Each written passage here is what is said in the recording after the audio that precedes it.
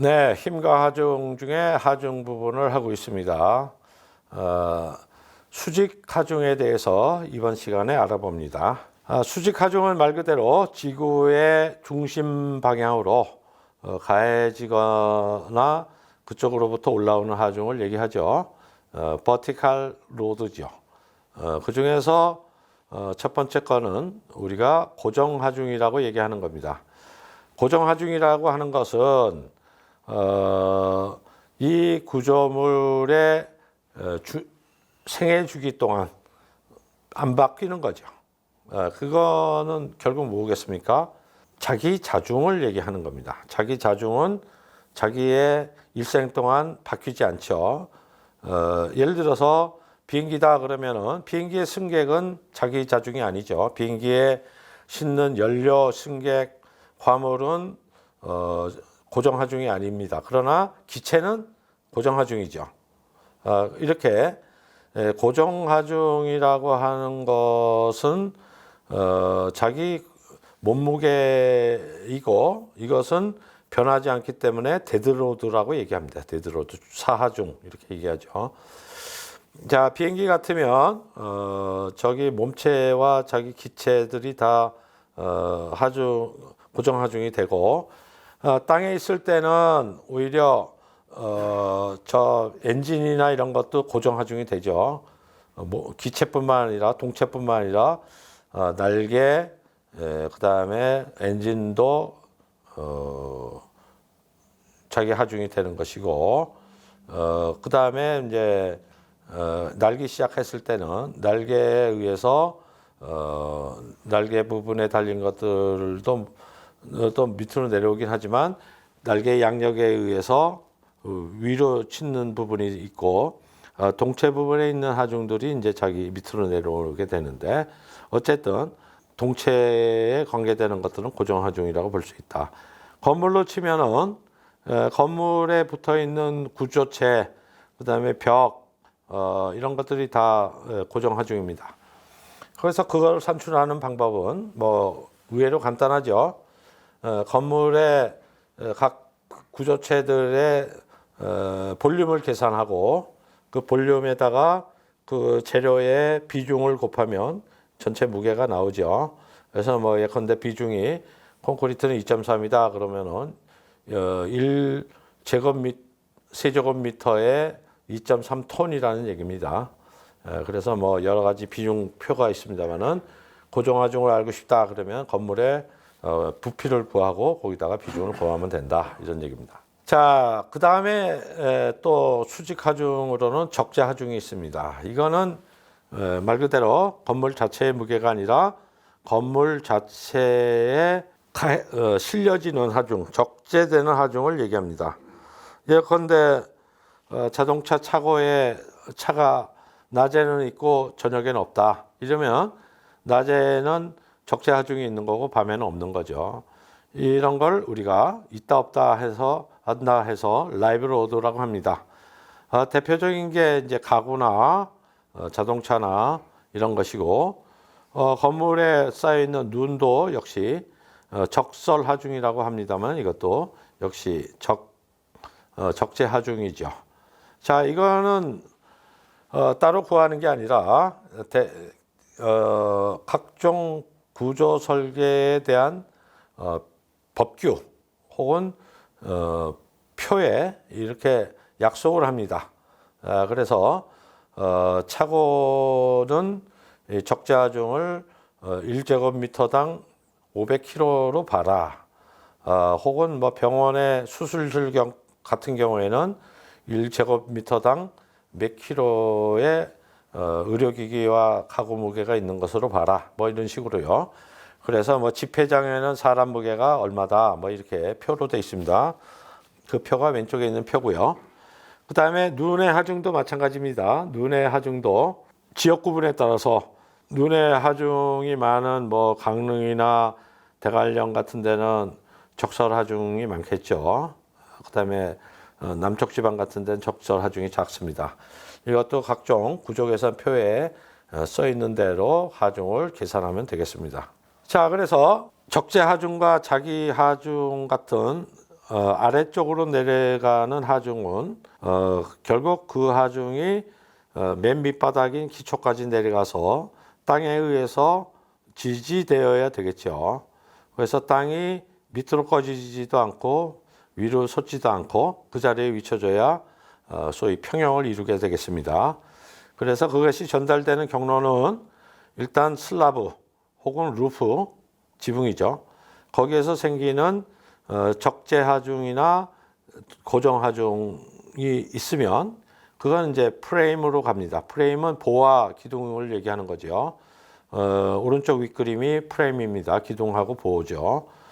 그걸 통해서 내려가고 그것은 밑에 있는 두 개의 그림, 기초, 부팅이라고 얘기합니다. 그 부팅으로 내려가서 땅바닥에 의해서 이게 지지되는 겁니다. 그래서 밑으로 내려가는 하중은 슬라브, 프레임 혹은 벽을 통해서 기초까지 내려간다. 이렇게 보시면 되겠고요. 결국은 이제 기초가 이 모든 무게를 지탱을 해줘야 되는데 기초는 기본적으로 기둥보다는 훨씬 넓은 면적을 갖고 있습니다.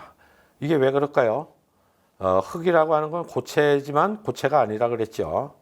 흙은 결국 약간 탄성도 있고 풀썩풀썩한 어떤 액체와 고체의 중간이기 때문에 만약에 기둥이 그대로 땅에 꽂히면은 이 기둥이 이렇게 땅 속으로 파고 들어가요. 파고 들어가야 되니까 어떻게 되겠습니까? 이 기둥이 이렇게 파고 들어가지 못하도록 기둥 끄트머리를 널쩍하게 해서 그 기둥과 땅이 이렇게 면하고 있게 만들죠. 그런 식으로 기둥 끄트머리를 넓적하게 만드는 것을 우리가 기초라고 얘기를 합니다. 그래서 기초를 가져야 건물이 땅으로 침하하지 않는다. 자, 이 기초가 기둥마다 있을 수도 있고, 그러니 뭐 지하실 전체를 통으로 기초를 만들자. 이렇게 되면 밑에 그림처럼 지하층 전체를 통기초로 만드는 경우도 있습니다. 거기에다가 이게 기초만 갖고도 도저히 이 땅은 너무 연해서 건물이 침하할 것 같다. 이럴 경우에는 안방까지 말뚝을 박습니다. 그래서 흙에다가 건물 무게를 얹히는 게 아니라 기초에서부터 말뚝을 박아갖고 이 말뚝이 안방까지 이르게 해서 이 안발이 지지하게 하는 방법이 있습니다. 자, 이런 거를 말뚝이라고 그러고 이 파일은 왼쪽 그림처럼 여러 가지 종류가 있어요. 뭐 나무도 있고 콘크리트도 있고 아니면 구멍을 뚫어 가지고 거기다가 콘크리트를 부어 가지고 만드는 현장 말뚝도 있다. 이렇게 볼 수가 있습니다. 다음으로 수직 하중은 위로 치는 하중입니다. 지금까지 중력에 의한 거는 다 지구 중심 방향으로 가해지죠. 데드로드, 라이벌로드가 그렇죠. 그런데 위로도 수직 방향으로 치는 하중이 있다. 이게 뭐냐면 음압과 부력입니다. 자, 음압과 부력이라고 하는 거는 언뜻 우리가 직관적으로는 잘 이해가 안 되는 하중이죠. 자, 이런 건물이 있다고 칩시다. 여기에 바람이 불면 이렇게 바람이 분다 그럴 때 이쪽 방향이 이렇게 쑥 들어가는 거는 우리가 직관적으로 이해가 되죠. 자, 그런데 다른 부분들은 이렇게 부풀러 오릅니다. 특히 지붕 같은 경우는 터져 나가려고 하는 쪽으로 힘이 가해져요. 자, 이게 왜 그럴까요? 이게 소위 베르누이 정리 때문에 그렇죠. 베르누이 정리. 베르누이 정리라고 하는 건 앞으로도 몇 번 나올 텐데요. 이게 소위 액체가 됐든 기체가 됐든 이런 유동체가 지나갈 때 유체라고 그러죠. 보통 우리가 액체나 기체를 유체라고 그러고 이거를 다루는 역학을 유체 역학이라고 그럽니다. 그럴 때 여기에서의 압력이 있을 거예요. P1이라고 하고 여기에서의 속도가 있을 겁니다. V1이라고 하고 이 부분에서의 압력과 이 부분에서의 속도가 있다 그러면 이 두 개는 같다 얘기죠. P1 곱하기 V1은 P2 곱하기 V2다. 자, 이게 베르누이 정리입니다. 그 얘기는 뭐냐면 여기는 넓으니까 속도가 어떻겠습니까? 속도가 느리겠죠. 그러면 느린 만큼 이거는 높다. 여기는 속도가 빠른 대신 이건 낮다. 뭐 이런 얘기입니다. 자, 이걸 이용하면은 어떻게 됩니까? 여기는 속도가 없죠. 실내니까 바람의 속도가 없습니다. 여기는 속도가 있어요. 여기 V2는 뭐 여기는 0.1이라고 하고 이거는 1.0이라고 합시다. 10배 차이가 납니다. 자, 그러면 여기에서의 압력은 얼마일까요? 여기는 1기압이라고 합시다. 그러면 여기에서의 P2는 얼마죠? 같아야 될 거 아니에요. 같으면 이게 0.1이니까 이거는 0.1이에요. 0.1기압이라는 얘기죠. 그러니까 바람이 불 때 바깥에 바람의 속도가 세면 기압은 바깥이 낮습니다. 그러니까 어떻게 돼요? 이 1기압이 0.1기압을 향해서 밀어내겠죠. 마치 풍선처럼 안에 기압이 높으니까 이게 터집니다. 자, 이러면 이게 날아간 위로 솟는 힘이 생기고 이거를 그대로 두면은 이런 식으로 터져나가고 이거를 만약에 토네이도 같은 경우가 그런 거죠. 이 기초가 약하면 통째로 이렇게 떠서 건물에 날아간다. 자, 이렇게 해서 바람에 따라서 건물은 위로 향하는 압력을 받기도 한다라는 얘기입니다. 자, 그 다음에 부력이에요. 부력이라는 건 이거죠. 예컨대 이 엄청난 유조선이 바다에 떠 있는 이유는 그거죠. 이게 30만 톤이라고 합시다. 30만 톤이면 자기 무게예요. 이게 중력이 30만 톤이면 얘가 여기에 떠 있다라는 얘기는 뭔가의 힘이 30만 톤이 위로 올린다는 얘기죠. 그래야 이 선에서 유지된다는 얘기인데 그 힘이 뭐냐? 요겁니다.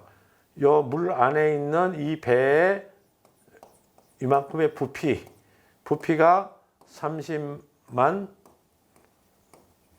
세제곱미터예요. 그러니까 30만 세제곱미터만큼의 부피의 물의 힘이 이 부력이 되는 것이죠. 그렇죠? 그런 식으로 해서 건물도 이거는 한강에 있는 겁니다만은 이 밑에 이게 탱크가 있어서 띄우고 물도 떼우죠. 자, 이거는 뭐냐? 결국 위로 향하는 힘이다. 자, 이게 왜 문제가 되는고 하니?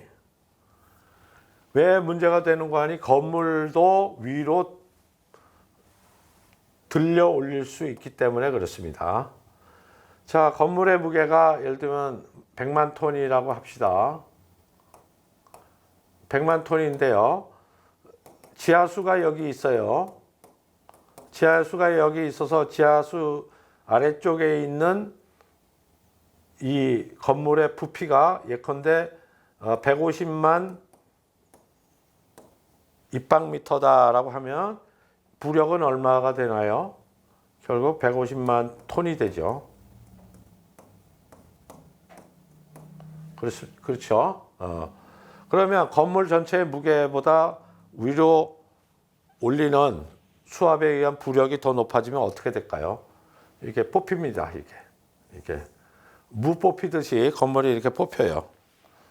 자, 여의도에는 그런 건물들이 꽤 있습니다. 이거를 고려 안 하고 지은 건물 중에 한강에 대홍수가 났을 때 이렇게 건물이 뽑혀갖고 있다가 물이 빠지니까 다시 내려앉는데 똑바로 내려앉지 않겠죠.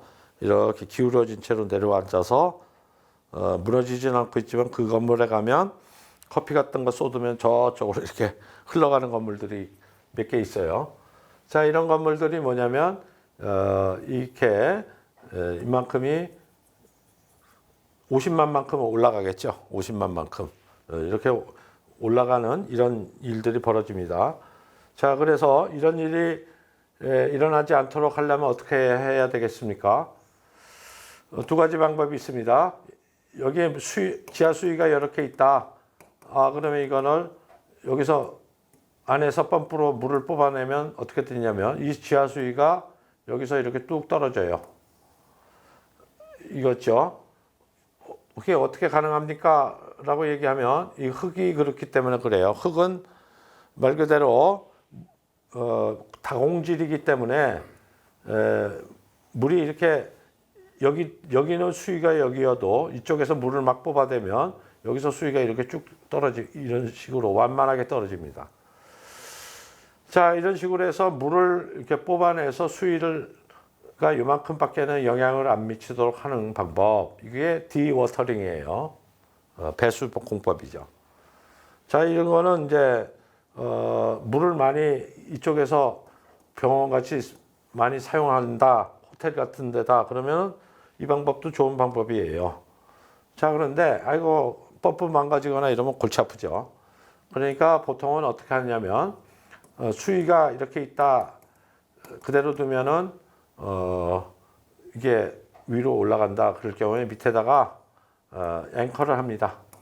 밑에 안반에다가 이런 식으로 닻을 달아서 이렇게 뽑히지 않도록 해요. 이거가 락 앵커링 공법입니다. 기초 만들 때 이런 식으로 해서 하는 거가 이렇게 앵커를 만들어서 위로 뽑히지 않도록 하는 것이고요.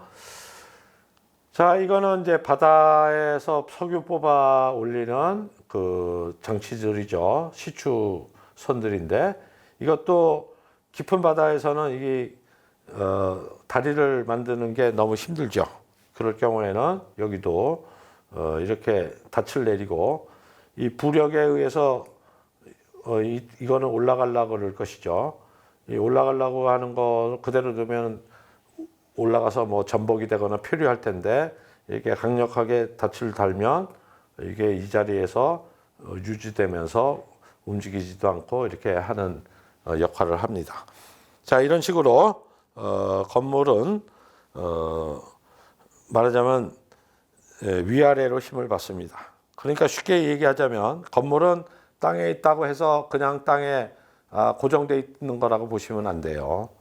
지내력이 약하면 밑으로 꺼지는 것이고 밑에 물이라든가 이런 게 있으면 위로 솟습니다. 마치 배 같은 거예요.